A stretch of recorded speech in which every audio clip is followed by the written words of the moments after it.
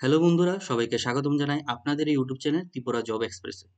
তো বন্ধুরা, আজকের এই ভিডিওতে ইন্ডিয়ান পোস্টের তরফ থেকে আগরতলার মধ্যে একটা নতুন নিযুক্তি হচ্ছে, সেই নিযুক্তি সম্পর্কিত আলোচনা আমি এই ভিডিওতে করব।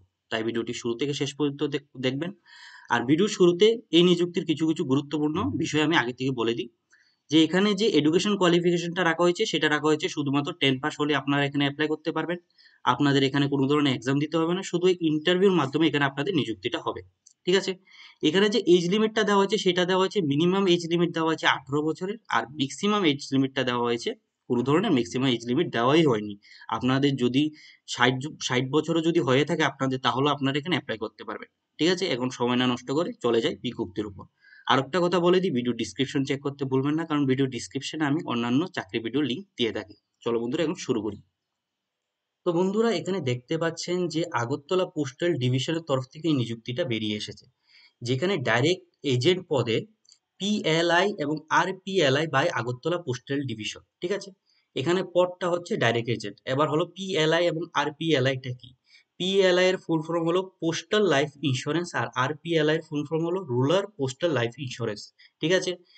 তো আপনারা বুঝে গেছেন আপনাদের কোন ধরনের এখানে ইন্স্যুরেন্সটা করাতে হবে।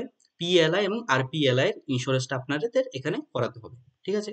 তো আপনারা এখানে আরেকটা বিষয় দেখতে পাচ্ছেন, এখানে আপনাদের স্যালারি সম্পর্কে কোনো আলোচনা করে দেওয়া হয়নি। কিন্তু আমি নেটে সার্চ করেছিলাম যে ইন্ডিয়ান পোস্টের তরফ থেকে একটা ডাইরেক্ট এজেন্টকে কত বেতন দেওয়া হয়। তো সেখানে লেখা ছিল যে 15,000 থেকে শুরু করে 16,000-এর মধ্যে আপনাদের বেতনটা এখানে হতে পারে। কিন্তু এটা কোনো শিওর নয়। ঠিক আছে? এখানে দেওয়া হয়েছে। আর স্যালারি স্টেট ওয়াইজ এখানে উঠানামা করতে পারে, যে এর থেকে কমও হতে পারে আপনাদের স্যালারিটা। ঠিক আছে? এখন বলে দিই আপনাদের যে অ্যাপ্লিকেশনটা কিভাবে করবেন। তো আপনাদের অ্যাপ্লিকেশন করার জন্য এখানে বলা হয়েছে যে আপনাদের 30শে এপ্রিল 2025 তারিখের আগে আপনাদের আগরতলা পোস্ট অফিসের কাছে গিয়ে সেখান থেকে আপনাদের যে অ্যাপ্লিকেশন ফর্মটা ফিল আপ করতে হবে, সেখানে গিয়ে আপনাদের অ্যাপ্লিকেশন ফর্মটা ফিল আপ করতে হবে। সেখান থেকে আপনাদের অ্যাপ্লিকেশন ফর্মটা দেওয়া হবে। ঠিক আছে? তো 30 তারিখের আগে আপনারা সেখানে চলে যাবেন। এখন হলো আপনাদের দেওয়া হয়েছে যে এখানে কিছু কিছু ব্যক্তিকে এখানে গুরুত্ব দেওয়ার কথা বলা হয়েছে, যে কোঅপারেটিভ সোসাইটি। ঠিক আছে? যারা যারা আগে থেকে এজেন্ট হিসাবে কাজ করে রেখেছে, তাদেরকে এখানে একটা গুরুত্ব দেওয়া হবে। ঠিক আছে? অথবা সেলফ হেল্প গ্রুপস। ঠিক আছে?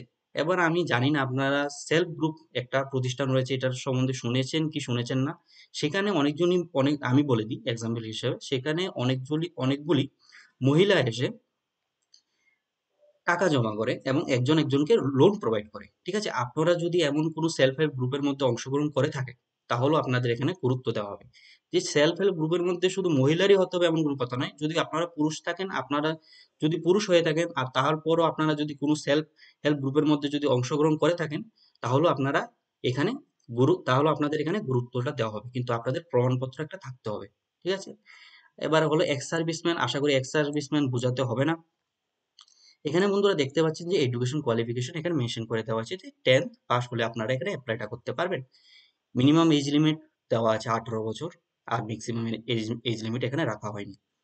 এখানে আরেকটা কথা মেনশন করে দেওয়া আছে, এটা একটা গুরুত্বপূর্ণ পয়েন্ট। যারা যারা আগে থেকে এজেন্ট হিসাবে কাজ করছেন, তাদেরকে ওই ওই কোম্পানির যে কাজ, আমি এক্সাম্পল হিসেবে বলি যে আপনারা এলআইসির মধ্যে কোনো এজেন্ট হিসাবে কাজ করছেন, তাহলে আপনাদের সেই এলআইসির কাজটা ছেড়ে তারপর গিয়ে এখানে অ্যাপ্লাইটা করতে হবে।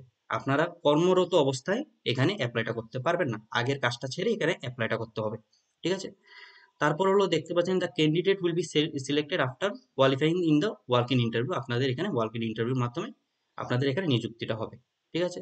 তো আপনারা অ্যাপ্লিকেশন কিভাবে করবেন সেটাও আশা করি বুঝে গেছেন। আপনাদের এজ লিমিট, এডুকেশন কোয়ালিফিকেশন আমি সবকিছুই বুঝিয়ে দিয়েছি, কি কাজ করতে হবে সেটাও বুঝিয়ে দিয়েছি।